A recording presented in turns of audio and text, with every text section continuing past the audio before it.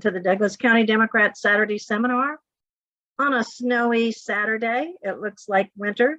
Sometimes it's not so bad to Zoom because we might not see you all at the Lawrence Art Center. So very glad to have you here. I'm Pat Willer, Chair. And if we're only connected on Zoom boxes, at least we are indeed connected. So thank you all very much for joining. As we approach Martin Luther King holiday, I hope we all give some thought to what his work and what our work, especially this year as Democrats, is. I'll share one of my favorite quotes, and it helps me to take the long view when sometimes things look rugged, and keeps us working for our values and for democracy. And that is his quote, his words: "The arc of the moral universe is long, but it bends toward justice." And so that's got to keep us going.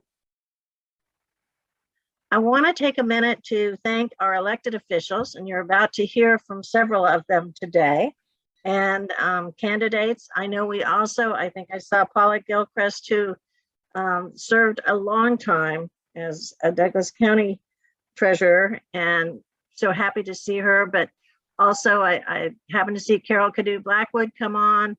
I bet you I'm missing some people, but let us thank all of them for their service, and I'll introduce our panelists in just a minute. Also, always want to thank the members of the Executive Committee and Council, and our precinct committee members, other volunteers, and good Democrats. So this is a big year. We're getting ready. We're getting geared up. A few announcements, and they will be very few. A few things that I wanted to mention. We are on speaker view today. We're also taking questions in chat. Go ahead, if you have questions, put them in chat. Bruce Roberts, our co-chair and the man running this Zoom meeting, and Amy Miggs, our administrative assistant, will be looking through them and generating some questions after. Depending on time, we may also be able to take some calls from, or some voice questions, but we'll definitely be using the chat as our primary way to get extra questions in. The other thing I wanted to remind people that we are recording, and let me just go with a few announcements now that are kind of the business of the Dems. We want to hear from the legislators, but I will stay on, and a few others of us will stay on. So if you have questions afterwards, feel free to stay on, and we'll be glad to answer them. Big thing coming up for us, because it'll help our work throughout the year a lot, is Party Blue, our annual fundraiser, which will be Saturday, February 12th, and it will be held on Zoom. We had hoped to do part of it in person, but we can't. So we're on Zoom, and we'll be safe that way. Our keynote speaker is Kevin Wilmot, filmmaker and activist, and a fabulous speaker. He'll get us revved up. Online action will be held as part of Party Blue and will roll out in late January. So we bought some new software, and you will actually be able to bid online in the days coming up. We've got some great items. Talk about that more later. We'll have breakout rooms, so you'll be able to meet some of the new candidates that are running in upcoming state and national elections. Tickets are available with a variety of prices, and they're both dinner and non-dinner options. Dinner and wine provided by Maselli's for curbside delivery. So we're going to carry on, and it's going to be fun. Also coming up, Zoom happy hour, February 7th, 5:30 to 6:30. I think we'll have a guest speaker for that one. February Saturday seminar will be on February 19th. Probably on Zoom, though we haven't finalized that yet, but I think we need a little more time. I'm hoping that things get better, but we may need a little more time. So February 19th, probably Zoom. Cold weather transitioning for happy hour, which is December 6th. No, it's not December 6th. It's February 5th, Monday, first Monday of the month, February. And that will be on Zoom. So on to our program. Our panel discussion is with our legislative delegation about expectations, challenges, and opportunities in the legislative session that they just started. We will, as I mentioned, try to do some questions, but mostly we want to hear from them. And I am pleased to recognize everyone but Senator Tom Holland, who is away out of town on business. Senator Marcy Francisco is with us.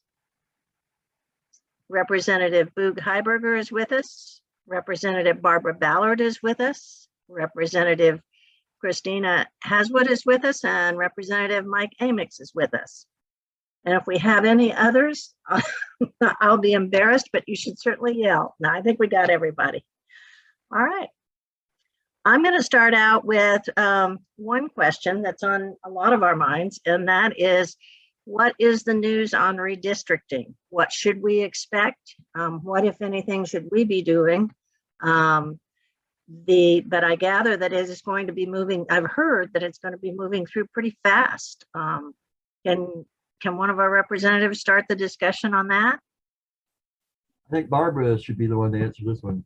Okay, Barbara?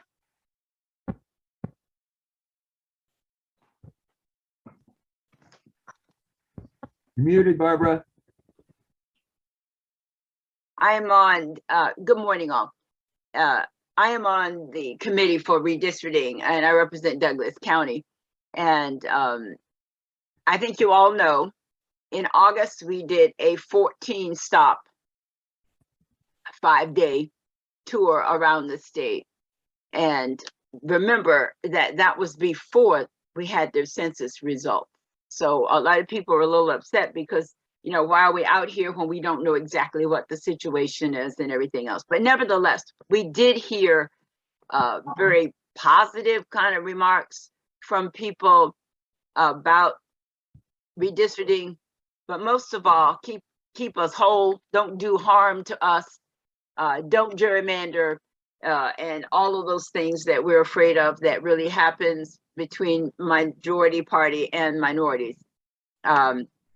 We met for the first time as a full committee on Wednesday and went over some guidelines. Oh, but prior to that, we did have virtual tour. So that's after the census, I think, as many as you know. And we heard from 8, 10 different hearings along those lines. And we heard similar things that we had heard before in 14. And I think that satisfied them because they did do another tour along those lines. But we met on Wednesday just to talk about what the rules would be like and to go over what the procedures will be. Tom Burrows from Kansas City, Kansas is the chairperson of the Democrats. And there's 6 of us, 5 on the committee. And next week, we're going to start with the congressional maps. And so they are moving quickly, and we will meet on Tuesday to talk about that. I think you all know the big target is really Sharice Davids and Wyandotte County, Johnson County. They want to remain whole and don't just push them. But you know, there's all these things going on that maybe Douglas County may go into 3rd. We used to be in 3rd, then they split us, and then half of us was 2nd, the other half was 3rd. Now we're in 2nd. So there's everything swirling around. What's really going to happen, we don't know. The latest thing we heard that I'll share is that maybe they may have a difficult time, quote, beating Sharice Davids. So maybe the best bet might be to protect Letourneau's district.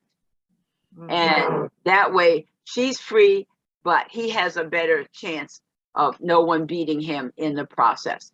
So to say that, we really don't know exactly what we're going to do or what the maps will look like. There is a map out there from League of Women Voters, and Boog has been working with the members in Douglas County, and maybe he can just tell you about the letter that we submitted to the committee about us. And again, that's really good input from Jamie Hsu, because when you split districts, you make it very difficult. You have to have separate ballots. You have to have all kinds of things like that. Besides, you are gerrymandering and trying to affect the outcome of a race in many ways. So that's about where we are now. And we're just getting into with the full committee, and we will be doing this for the next 2 months or until we have to finally make a decision. Representative Heiberger, I think that the ball was passed to you. Yes, I think it was. Yeah, the Douglas County House delegation did submit a letter to the redistricting committee.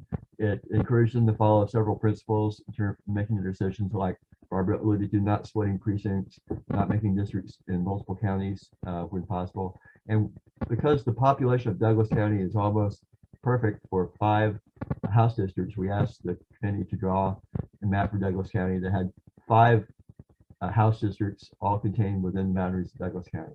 So we'll see if that has any impact or not. It might just be the cue to do the opposite, but I think however it works, we will have more representation next year, just because our numbers are so far up. I think my Mix's district is 6,800 above the ideal number right now. Mine's 6,700. We're up about maybe 15,000 for the county, and so we will have 5. Well, we might not have 5 full House districts next year, but we'll have enough people for 5 districts. Okay, good. Do any of our other legislators want to add something to that? Well, I just want to thank Boog for putting together the letter that went out. It was a great letter, and the support for 5 House seats, I think is incredible. I think we have the population. We should be there. But, I know that Barbara's doing a lot of work and making sure that we're very well represented on the redistricting committee, and working with boroughs and other Democrats on there. I think that we should get a pretty fair shake coming out of this. Barbara had made the statement about over the next couple of months, or when we have to have the decision made. There is a little bit of chatter this week about this, this thing, and I think Pat brought it up a second ago about redistricting moving fairly quickly. So if Barbara has anything more to add to that about it being a little bit slower than what I was hearing a little bit this week, I'd like to hear that. But no, I appreciate everybody's work. Representative, go ahead.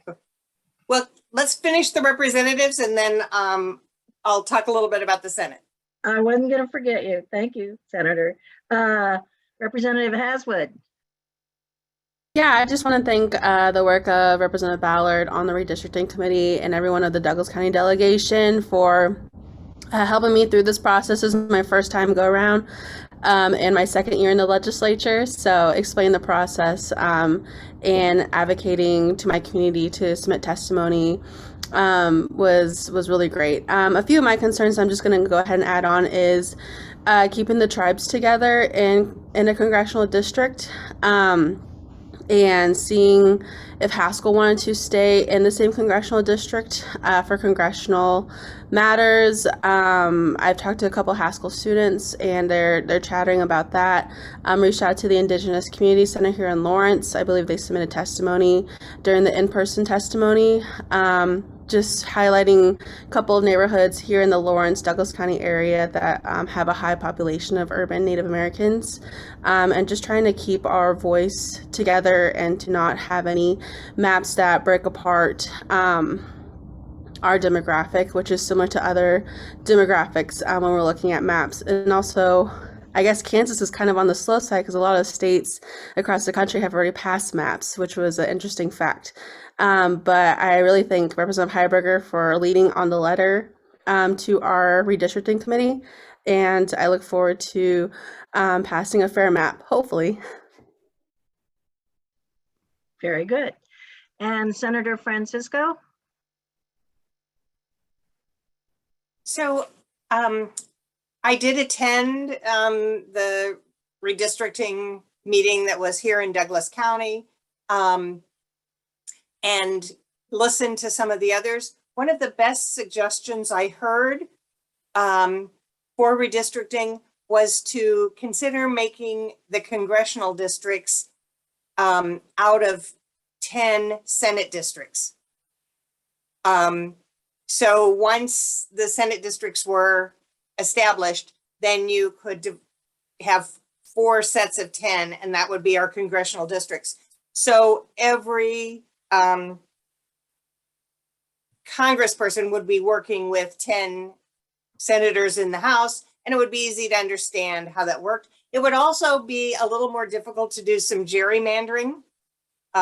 It would be, because I don't think anyone would accept a Senate district that goes the counties across the northern boundary of Kansas. So I'm sorry to hear that they're starting with the congressional maps. Me too. Me too. And I am in the position of needing to lose about 16,000 people out of my current district. So that means it will certainly become more compact. I'm hoping that some of those individuals can be represented by Senator Holland, that we look maybe instead of 23rd Street, my southern border might be nearer 19th. But I would like to keep as much as possible 2 Senate districts in Douglas County. Okay, thank you very much. Another thing that we've heard, this is like the rumor and innuendo of the first weeks, but we've heard about a bill being introduced by Democrats to further a further amendment to the Kansas Constitution. I wonder what that's about. Does anyone want to start with that? No. No. I thought it was about, okay, well, we'll pass on that. Let me go more generally then to what for each of you do you see as the worst threats and best opportunities in this year's session? Representative Ballard, do you want to start off on that? Well, first of all, to answer your question, I have to say that for Tuesday night, I thought Governor Kelly's State of the State, and I would have to echo lots of feelings and thoughts and comments that I heard before, was truly outstanding. She not only presented her State of the State in the budget, but for everything she said, she substantiated it with, you know, this is what actually has happened. And I think that was the most positive that I would say about any State of State address. In other words, she anticipated what other people might be saying. So if you want to discredit it, then you don't have to come up with your facts, because she had hers as well. And I was excited about that. And in fact, I was sitting next to Senator Francisco, because the Senate comes over to the House, and she was our guest for the evening. And she echoed, wow, this is really, you know, she's really, you know, on top of it. So there's so many things we can choose, I guess. But, you know, taking the tax off of food would have to be the biggest one that she did. And we've been trying to do that for years, but we have to be able to afford it. You know, it's a 450 or a 480, I can't remember, price tag. So that's what we have to do. And then the $250 for a person who has filed their income, and filed their taxes, and $500 for a couple. So I mean, those that would fall in the probably the best. And then I'd have to say the water. I mean, fully funding, you know, the water day pulse. The worst, the worst could be, even though the Republicans agree it's a great budget, their comments were, but we will make changes. And we anticipated they would. And all I smiled, and appropriations said, seriously? And they laughed. I laughed. But, you know, they've got to do something. But I'll leave it for the others to come with what they have. But this week was a good week for us. A very, very good week. I think it's a week that made us all very proud, actually. Very, very proud. The vision and the leadership is much appreciated. I'll go ahead and go. Yep, please do. I got to tell everybody, this was one of the most exciting times that I had as a representative, being able to go through Tuesday evening, State of the State, listen to Governor Kelly, as Barbara just said, hit every point and having facts just follow it up. I mean, it was really, it was interesting to watch. And then as the budget, you know, starts coming out and we're seeing, you know, how this budget really works. This may be one of the best budgets that we've been able to see, you know, in quite a few years come out of the State House. And the fact that it touches the lives of so many people, potentially touches those lives. The sales tax is obviously, you know, to me, as I said a second ago, is probably the most important part of this this whole budget. But there are so many things in here that, you know, just like I say, affect the lives of people. And I think that that's where she really wanted to bring it home with, is that, you know, we've got to help people.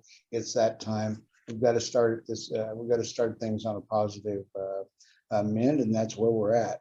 You know, I serve on a general government budget, and the comments by the chairman the other night said, well, you know, there's some important things here on one-time pay, and said, well, there's things in this budget that are exactly that. So, you know, this budget's important. It does a lot of great things. I do think that there's going to be there's going to be attempts at some changes in all of this, but I think we stand firm, and we're going to get a lot of these things done, I think. I'm really proud to be a Democrat this week.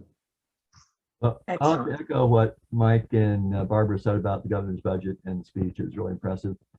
The bad news in the House this year is that 25% of the moderate Republicans have died since last year. The good news is that's only one person. But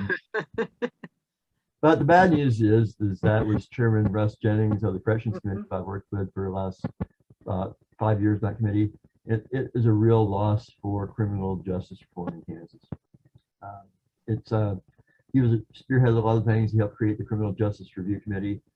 He is really dedicated to making things better. The new chairman is of a slightly different mindset. I spoke to him this week, and looks like he's going to run bills that he is sure is going to pass through on the other side, which, given the fact that the Senate Judiciary Chair is running for Attorney General, means almost nothing. That's going to be positive. Is going to get through. On the other hand, since we're going to start getting a lot of the not so great bills that weren't coming to the committee because the House leadership knew that Chairman Jennings wasn't in front of them. So I think it's really disappointing. We had such a great opportunity to make some progress in terms of criminal justice, and a lot of it's being dashed on the political ambitions of one person. I think that's a real tragedy. I do think we have some great opportunity with the food sales tax. I was asked, you know, if the Republicans will try to kill it now that it's the governor's idea. I think it's more likely that they'll try to load the bill up with regressive tax policies that'll make it hard for us to vote for.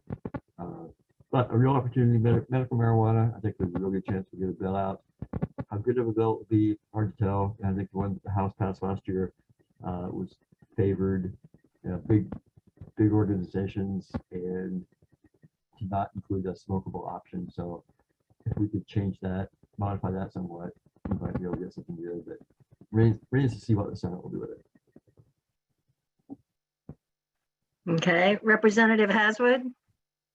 I agree with everyone that eliminating the state food sales tax has to be one of the most exciting things. I know this past summer I teamed up with a mutual aid, LFK Eats, and Kansas Appleseed, and having town halls throughout the year. Food sales tax has been always one of the top main priorities in my community, and I think our Douglas County community. So it's really exciting to see this in the forefront, to get some bipartisan support, not all that we would like to see. I think coming from Health and Human Services Committee, the 988, we got a presentation update on that, which would be coming in July, and seeing that getting laid out and getting ready to roll out, which is the new suicide hotline number. So you don't have to put in a full 1-800 number. It will just be 988. Currently with that, a lot of more fiscally conservative folks in the legislature are really concerned about all the fees and making sure that all the funding will go to a direct place that makes sense. So I'm really excited for our mental health services to expand and to have access to. And it's going to be an exciting session. I look forward to it. Also, more of the social justice issues too, and critical race theory bills are in the back of my head, but also looking forward to the session. Good, thank you. And on the Senate side? So yes, I was at that State of the State address. I hope if anyone didn't have the chance to see it, you'll go to kslegislature.com and you can watch the video. We're very lucky. For the last couple of years, it seems that Republicans who were opposing the governor were trying to spend down the money so that she wouldn't have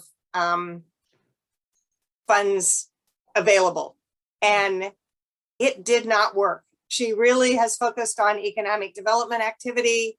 Our revenue is what, up $2 billion, and they're expecting another billion to come in this year.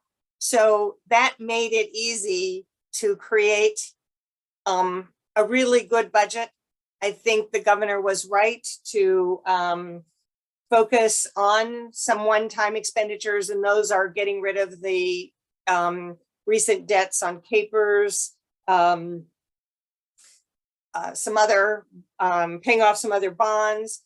But she's done things like a minimum 5% increase for state employees. So I was really excited about the state water plan being fully funded for this year, and also that in the House, the Speaker appointed Representative Highland to form a committee just to address water issues. So I think we will make some progress on that. Other places in the environment are going to be a little harder to deal with, and our chair in the Senate Utilities Committee, Mike Thompson, introduced 3 bills to curtail wind development in the state or make it more difficult in terms of leases. So that's probably my biggest fear. Okay. For each of you, what are your particular goals? Oh, Marcy, Senator had something else here. Okay, well, I'll just start with my particular goal, which is expanding Medicaid. And the other part that we learned in the budget process was because of the federal enticements to have states who have not expanded Medicaid do that. They have given some additional funding to the base for those states. That means if we decide not to expand Medicaid this year, we will lose the opportunity for $68.5 million above the cost of expanding Medicaid.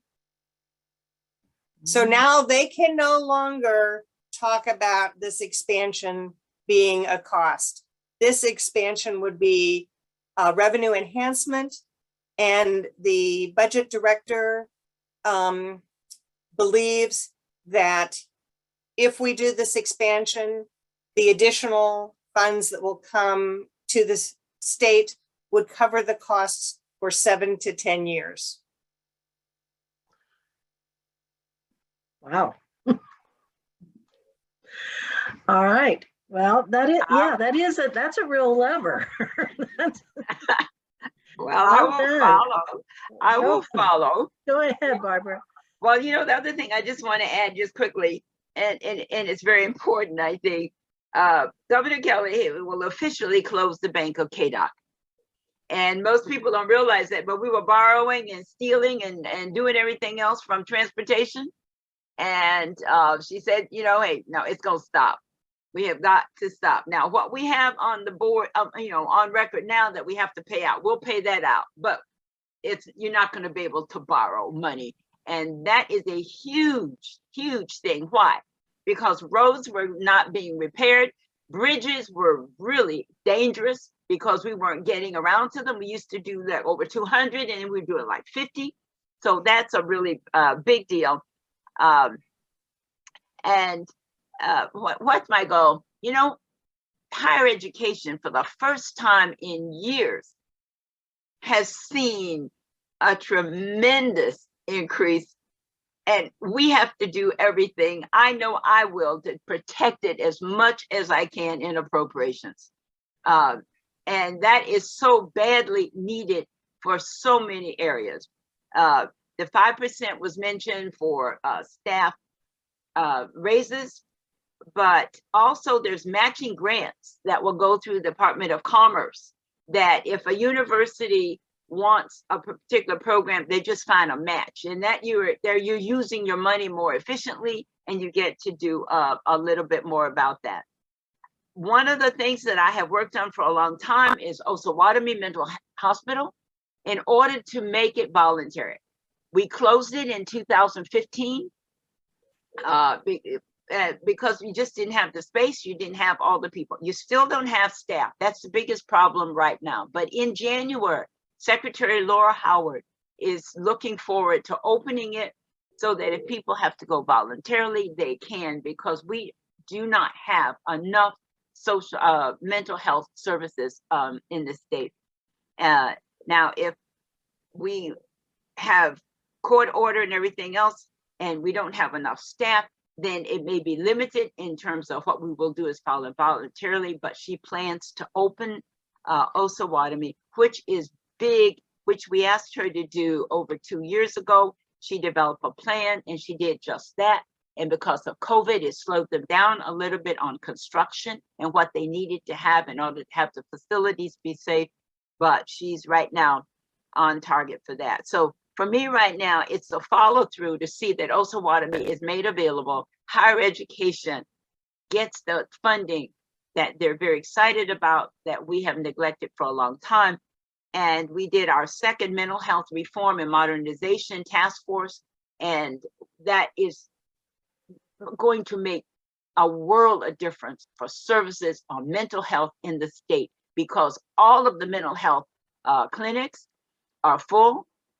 We can't find enough staff in order to work them. And yet we have to make sure that we are staying up, because it's mental health just as important as physical health and spiritual health and everything else. Thank you, Representative Ballard. Who goes next? I'll go. I thought I heard somebody. Thank you. Sure. Barbara just mentioned higher ed. Well, I serve on higher ed budget and committee, and we started meeting this week. And I just got a feeling that after the comments of the governor on Tuesday evening at the State of the State, and where she is recommending the region's funding to go back to, I think it's to pre-pandemic levels. But what's important in all this is the no increase in tuition costs. And at the University of Kansas, and I assume others right now, is that what that means is that you're going to have a kid who's there right now, who started 3 years ago, would go through 4 years, I think, without tuition raises, which I think is just incredible because of everything that's gone on in the last several years. But one of the things that's concerning to me is that there's going to be a push to say that is too much money going into higher ed. I think that no, we've got to stick together on this one. This is so important, not only to families, in Lawrence and Douglas County area, but this is statewide. We are trying to recruit kids from the entire state and throughout the entire region, and really around the world. We want them to come here, and we want them to be able to get the greatest education that they can. And I tell you what, the governor's commitment to higher ed it's amazing to see, and there's a lot of excited folks about this. Redistricting, I think, is I can sit here and I can talk about all of the things that were part of the budget coming forward. Marcy brought up Medicaid expansion, and the list just goes on and on and on. Barbara brought up Bank of KDOT, how important that is. We are taxing people for improvements to for road and bridge projects, and at the same time, the thing that happens is, we're raiding the fund and using it for whatever. I'm glad that is going to stop. If you're going to use people's money to tell them that we're going to build roads and bridges and all of the things that go along with improvements to infrastructure, use it for that. Don't use it for something else. But going back to redistrict in a second, I think it is so important to keep our county together. One of the things that, as I have gotten in to being a member of the House of Representatives, it's important. The importance of Lecompton remaining in Douglas County, represented by, in Douglas County, as part of the District of Douglas County, by Douglas County folks. That was our territorial capital. We need to protect that as part of the legacy of Douglas County. And it's so important to me as representative of that area to be able to continue that. As all the areas of Douglas County, I would hate to see our county be split up and being able to go to other House districts from outside the county. So be working on, like I say, the committees that I work on, and all of the budget responsibilities that I've been given, and along with redistricting. Those are my highlights. Excellent, excellent. Let's hear from Representative Heiberger and then Representative Haswood. Thanks, Pat. Well, as usual, my biggest goal this year is to keep anything really bad from happening. In addition to all the other things mentioned, I'm hoping to get my college savings account bill introduced again. It's a bill that would create a college savings account at birth for every child born in Kansas. There's research done at KU that shows that it can double a low-income child's chance of going to college, even regardless of how much money is ever put in it. So I know Senator Francisco campaigned on this when she ran for treasurer. The current treasurer is very supportive of the idea, and so we need to make a few tweaks to get it introduced. I'm hoping we might be able to make a little progress on that this year. Okay. Representative Haswood. Yeah, I echo all the great things that all my colleagues have said. A couple things that I'll add on is definitely supporting all efforts for the passage of cannabis, marijuana.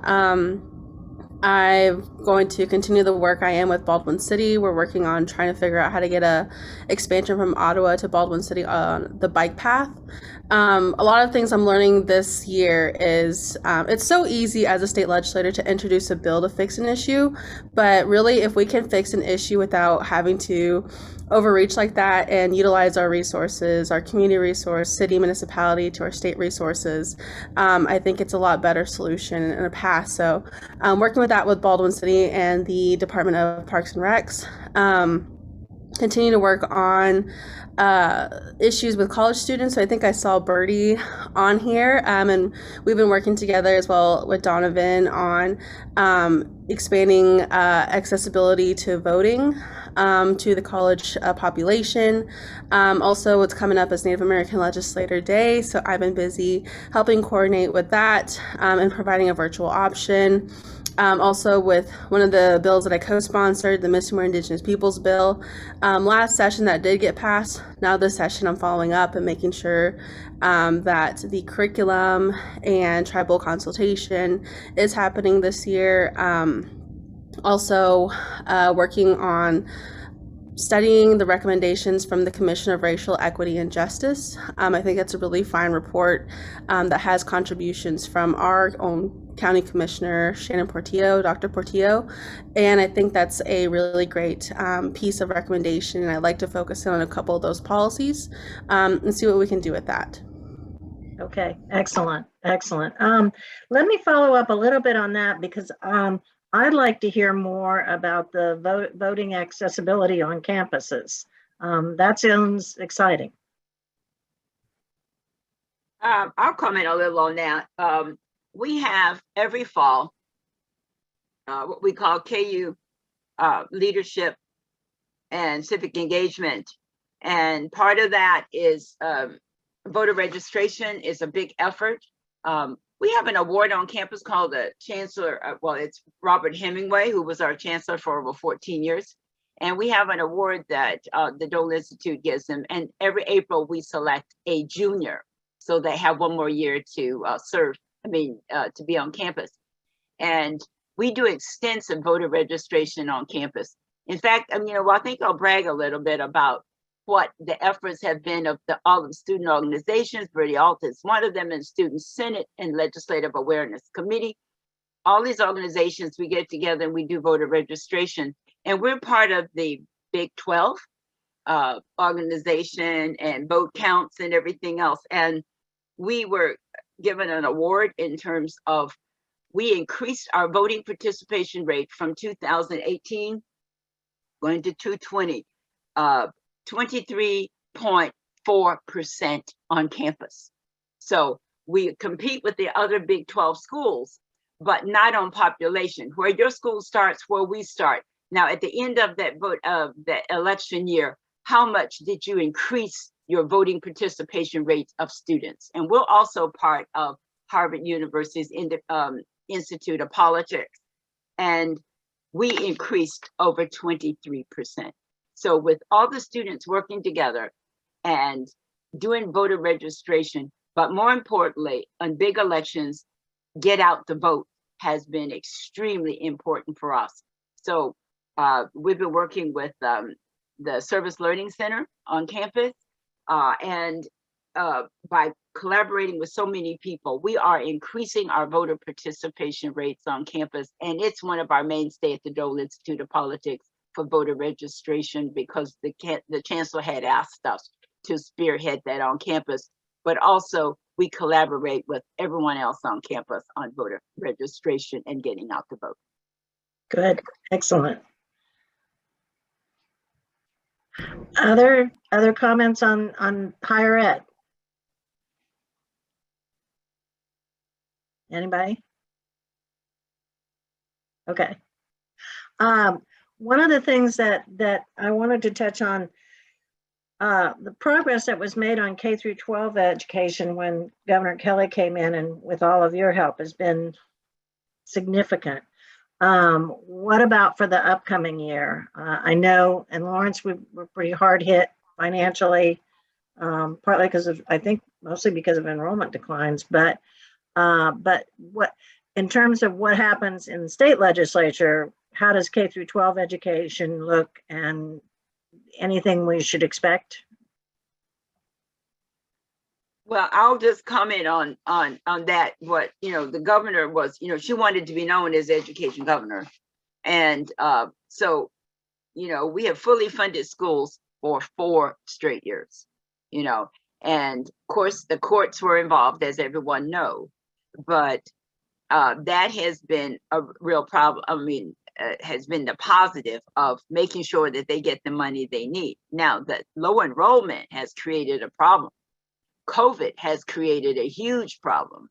As you know, short of staff, substitute teachers, and everything else, that is a huge problem on campus. And then all the money, all of us especially schools had to pay because of the big gas price and the gouging that was going on as far as the gas is concerned. And I think Marcy may be able to comment on that because, you know, some school districts were able to negotiate 50 or more percent was, you know, eliminated for them. Lawrence was not as fortunate. So that's, you know, that's something we have to realize. They're making money on us, but where's that money coming from? So, you know, and then with special education, that's been another problem because we have what you call astronomical cases that happens, and yet it mandated to fund them 100%, but we don't get funding from the federal government for 100% for schools to take care of special ed. So they're having a really tough time, even though the state is funding them more than we've done before. Thank you. Senator Francisco, can you add in on anything on that? Well, you know, I'll follow that we are, I mean, it is really good news that we can now say we're fully funding, according to the Gannon decision, our public schools. But I think we have to remember that we didn't start that after the decision. We said over these 5 years, we will increase the amount. So I think we have to recognize that the last 4 years were short of what our schools really deserved. So I want to congratulate our Lawrence School Board for really stepping up and saying we need to spend down some of our reserves and make sure we can keep quality education. But these challenges with COVID and the lower enrollment numbers mean even though we're now increasing the amount per pupil, there's less money for our school district to work with. Representative Ballard talked a bit about the gas prices. I had mentioned that because serving on utilities, we've had, you know, some review of those extraordinary costs. To me, that's a very easy one-time way we can help our schools to just say, we're going to review what the schools had to pay that was above what was regularly budgeted, and then try to make them whole on at least those costs. So I mentioned that to our school board members who were up at the Capitol last week, and I think we're going to follow up to see how that issue affects school districts throughout the state. One of the difficulties about the effects of those costs, they were not uniform. It kind of depended on who your supplier was at the time. Okay. Anybody else want to weigh in on K through 12 education? If I could ask a question,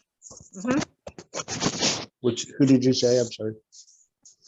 You, Okay. please. Question for either Barbara or Senator Francisco. The Gannon case, and this happened before I got there, but I've been able to help with funding the last several years. Talk about a shortfall. Did that create us getting back to maybe even pre-pandemic levels as far as inflation being brought in? Or what was, I guess what I'm asking is did inflation cause a problem with even, you know, meeting the Gannon guidelines from the Gannon case? Is there still a shortfall there because of inflation?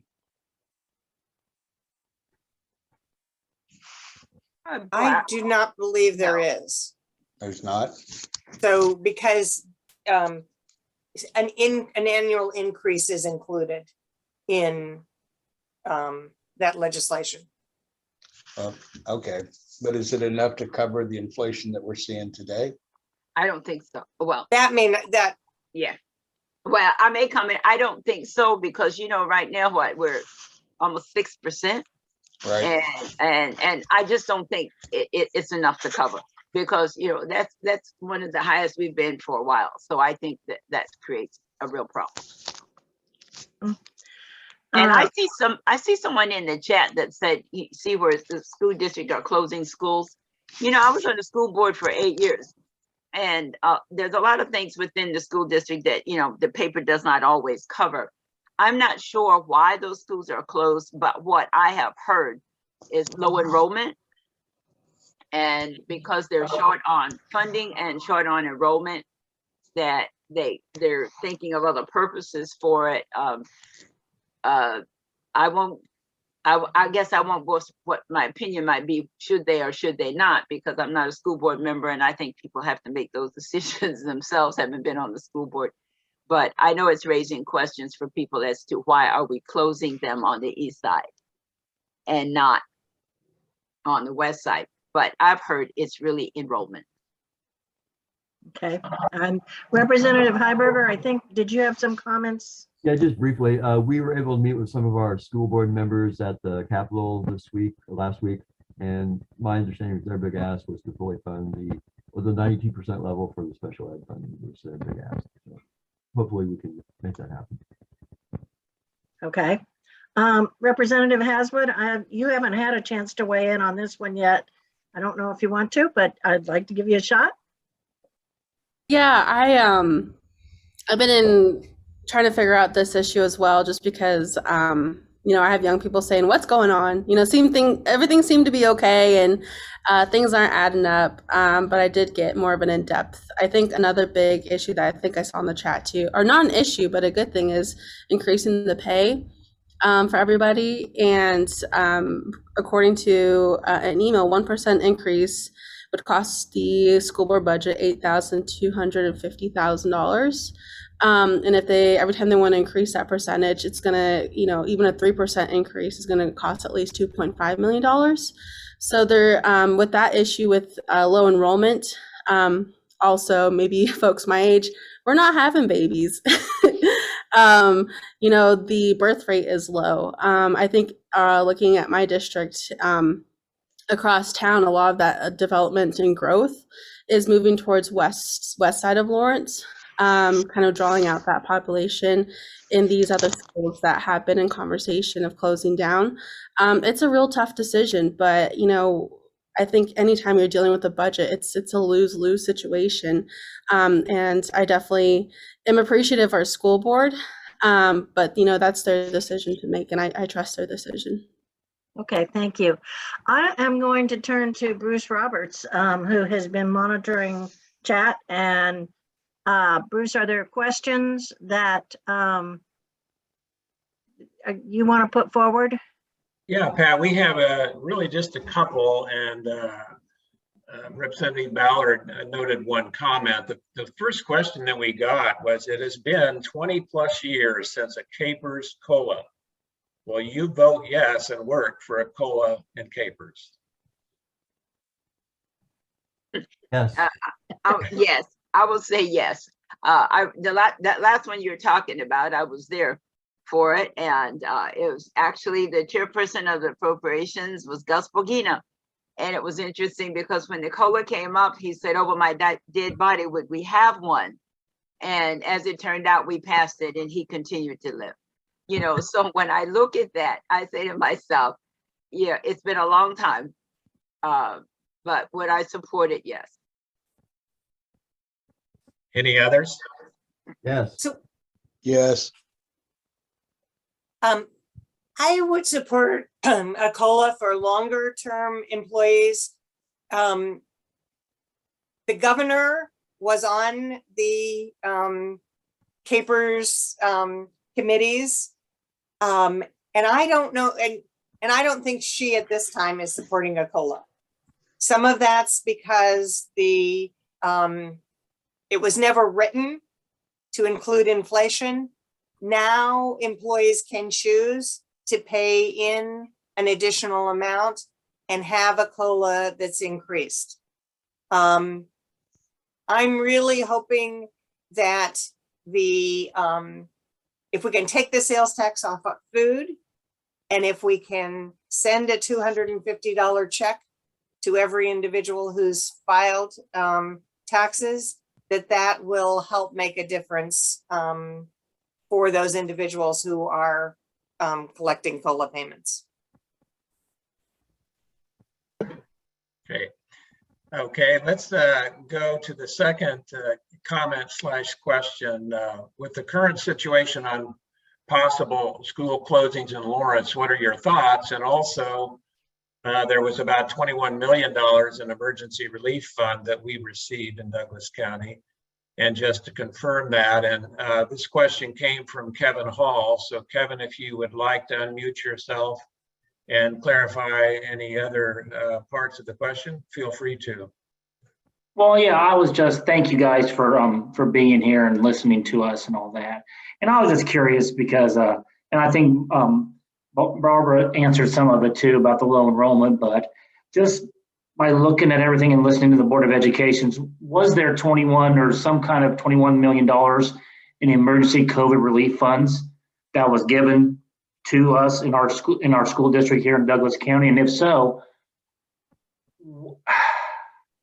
how are we using that? I mean, it just seems like to me that and you said low enrollment, but still like the north side and the west side, they're not even talking about any of those school closings, but why do our people have to suffer here on the east and south side putting all these schools together? I just don't understand it, but again, maybe you guys can shed some light on it for me. I will only comment briefly on what I know about it. That 21 million you referred to, that comes with very strict guidelines as to how you're able to use this money. School districts, the university, the city, everyone has guidelines. And if you don't use it properly and exactly the way they have indicated, you have to pay that money back. Initially, it came to you, and if you do what you're supposed to, it's more like the loan is forgiven. But in this case, school districts may have different financial needs, but not able to use this money because of the strict guidelines. And again, what I've heard, I asked the question, was enrollment, and it's raw enrollment in schools, and it's more on the east side than it is on the west side. We're overcrowded on the west side, but how do you translate that over to a school with lesser population? I think they really, I have to give it to school board. It's a tough decision to make. And I saw someone else just add about they're now taking high school graduates as substitute teachers because we don't have enough substitute teachers, not just in Lawrence, but it's all over the state of Kansas. It's in Missouri. It's in everybody's state that we're really short on substitutes. I do have a little bit of a concern of just the person with the high school diploma, and they excluded GEDs. So maybe if somebody writes out the lesson plan form, it might work, but that's just the body watching children in the classroom. And I'm not sure but if that's the best we can do, that's a school board decision. Well, I just hope that the school board is not making long-term decisions based on short-term trends. I was on the elementary school task force about 10 years ago, and at that time we had reluctantly recommended closing one East Side school. But then the new population numbers came out right after that and showed that there are more children than had projected on the East Side. So we were able to save New York School. So I know that school is really critical to our neighborhood, and I'm hoping that there is a way to keep it going. I'd like to move to another question now, and this actually comes from Carol Cadu Blackwood. Pertaining to the 4 tribes of Kansas, has there been any talk of treaty enforcement in support of any talk of treaty enforcement of the said tribes as it impacts education? Many of our students attend our public schools off of reservations.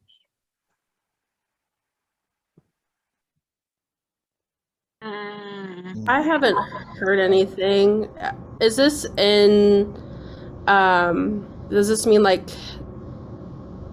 Native students receiving like free tuition?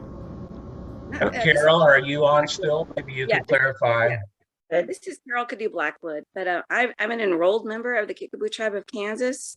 I'm actually 3/4 Kickapoo and 1/4 Potawatomi Prairie Band, but the Kickapoo's have a treaty from 1854, and Article 9 specifically speaks of it's a social welfare clause. And so I was just wondering if that ever comes up in discussion with, with interactions with the 4 tribes, as it pertains to, everything interconnects, everything connects. But I was just wondering if anybody has made those talks as it regards fees or tuition, because in Missouri, the state of Missouri, none of the Native students pay any kind of school fees. Just wondered if there's any of those kinds of discussions, with the committees or the 4 tribes. Well, I would say for us, no, because actually this would be discussed probably with the State Board of Education, because that's their domain, and geographically they have everybody where they are located. And then of course it would be the school board, but the legislature, if it was going to be discussed, it would be in the Education Committee, but it would actually be a State Board of Education issue. All right, thank you for that clarification. Thank you. I think, Bruce, I don't know if you have one last question, but I wanted to save a couple. We're running out of time, and I wanted to let each of our legislators just be able to say final words and farewells. So is it time for that? I think so. Yeah, Okay. I think to hit our time goal, and if need be, I'll make sure that these questions get directed. They'll all have the chat saved, so they'll see the questions as well. Yeah, So we can forward the questions later. Okay, good. And I think, as I mentioned earlier, in terms of other questions about the DIMS business, et cetera, we'll stay on for a while and answer those questions as well. But the formal part of the program, we'll let the legislators go back to doing what they need to get done. So we will start with Senator Francisco. Final comments. Just a thank you to everyone who attended, and to the officers of the party for putting this together. It's a really helpful thing to just be able to talk about some of what's happening at the legislature. We need you all to stay in touch with us. Certainly, if you're not on my newsletter, send a note to my office address. It's not easy this year to say come and visit, but I want your phone calls, and I want to keep addressing the issues that are most important to you. Okay. Representative Haswood. I just want to say thank you so much for putting this on. It's really great to hear everyone's concerns before we really get into the session. I really look forward to supporting a lot of this good legislation and working along with my colleagues to stop all the bad bills as much as we can. And I just really appreciate everybody's support. Me being new, it's really great that everyone takes the time to send me any comments, their issues, their concerns. Even if you're not in your district, I still read your emails. Feel free to stay in contact. I'm going to put my email in the chat. Feel free to call my office, leave a message. I really like to hear from you guys. I'm always happy to schedule like a 10 minute Zoom meeting. And thank you so much. Thank you. Representative Ballard.